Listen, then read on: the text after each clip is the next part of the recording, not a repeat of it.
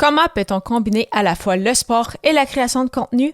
Avec J'envoie 2023, comme c'est le cas avec cet épisode, mais aussi de plusieurs autres façons, comme nous allons le voir dans les prochaines minutes. Les médias sociaux en affaires est votre rendez-vous hebdomadaire pour en connaître davantage sur les différents réseaux sociaux et les plateformes de création de contenu dans un contexte d'affaires.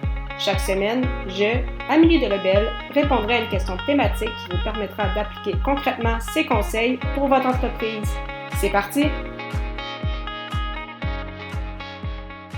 Salut et bienvenue sur les médias sociaux en affaires, épisode 158. Alors qu'aujourd'hui, je réponds à la question « Comment combiner le sport et la création de contenu? » Il s'agit du 26e jour du défi créatif J'envoie 2023, alors qu'avec d'autres podcasteurs francophones, tout au long du mois de janvier, je publie un épisode par jour avec, pour chacune de ces émissions, soit une contrainte créative, soit une thématique.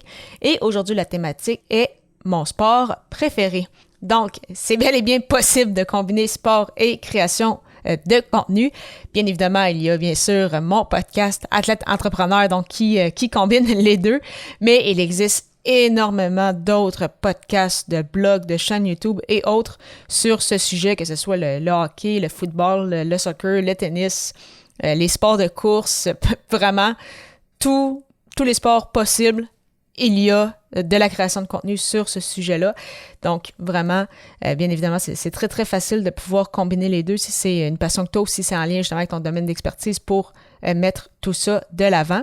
Mais si le sport n'est peut-être pas dans ta thématique principale, mais que tu aimerais quand même en parler de temps à autre parce que toi, tu en fais et tu penses qu'il y a justement un petit quelque chose à ajouter par rapport à ça, il n'y a vraiment pas de souci. On le voit justement avec J'envoie depuis une vingtaine d'épisodes.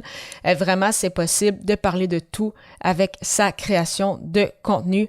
Le plus important, c'est de toujours mettre en contexte pour que ton audience puisse savoir quelle est peut-être la petite pépite à retenir de tout ça. Et très souvent, ça va permettre justement de te faire connaître, de te faire découvrir, que les gens en sachent davantage sur toi et donc que cette personne-là puisse connecter davantage justement avec l'animateur d'un podcast ou celui qui anime une chaîne YouTube ou celui qui rédige des articles de blog.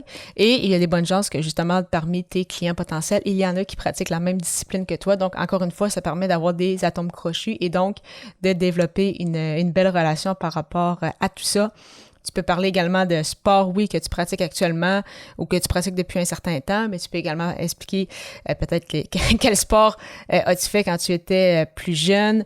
C'est ça, qu'est-ce que tu fais comme sport actuellement pour te garder en forme, pour te changer les idées, quelles sont tes activités.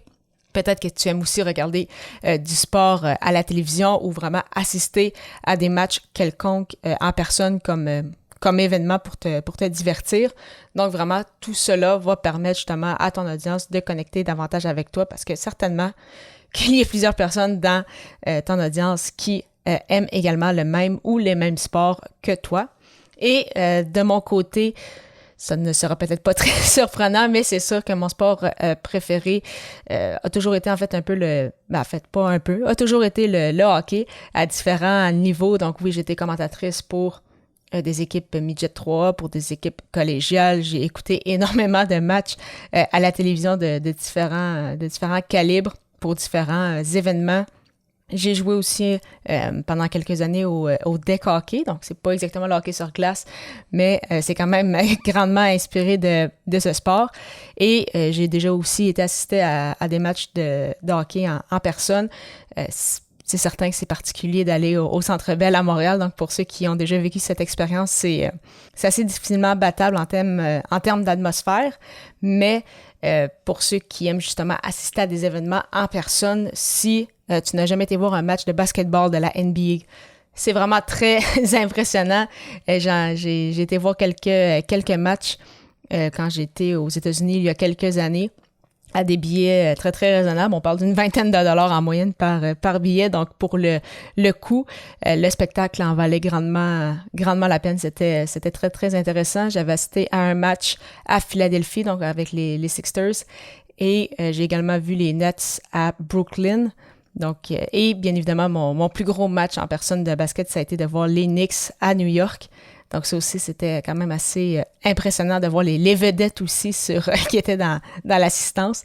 Donc, vraiment, le sport qui est une grande passion. J'aime beaucoup en faire aussi. C'est ça, j'ai touché à différentes disciplines quand j'étais plus jeune. Actuellement, si je disais au niveau plus vraiment personnel de sport que je pratique, c'est ça, depuis un peu plus d'1 an, c'est vraiment la course à pied. Donc, pour ceux qui me suivent sur Instagram, vous avez probablement vu ça. Donc, j'aime beaucoup la course à pied, que ce soit sur route ou en trail. Donc, c'est vraiment un très, très beau sport. Mais le hockey aura toujours une place spéciale dans mon cœur. Si tu souhaites avoir un moment avec moi pour discuter de ta création de contenu et de sport, si tu le désires tout à fait gratuitement, c'est le moment car mon calendrier est ouvert avec des plages horaires de 15 minutes.